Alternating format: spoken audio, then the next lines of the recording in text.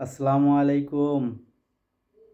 কেজিএফ সিনেমার একটা কথা আছে, the powerful people make place powerful.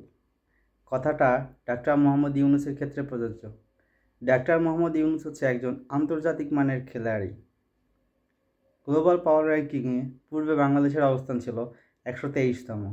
বর্তমানে গ্লোবাল র্যাঙ্কিংয়ে বাংলাদেশের পাওয়ারের অবস্থান 47তম, যা আসলেই বাংলাদেশের মানুষের কাছে গর্বের বিষয়।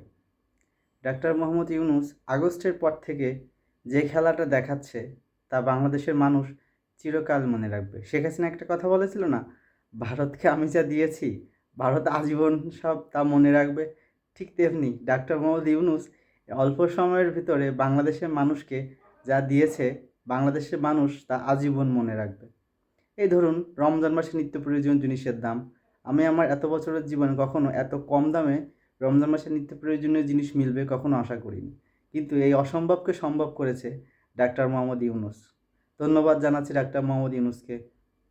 আশা করি ডাক্তার মোহাম্মদ ইউনূসকে আমরা সর্বস্তরে মানুষ সাহায্য করব, যাতে বাংলাদেশের অবস্থানটা আরও কয়েক ধাপ এগিয়ে নিয়ে যেতে পারে। ধন্যবাদ। আসসালামু আলাইকুম।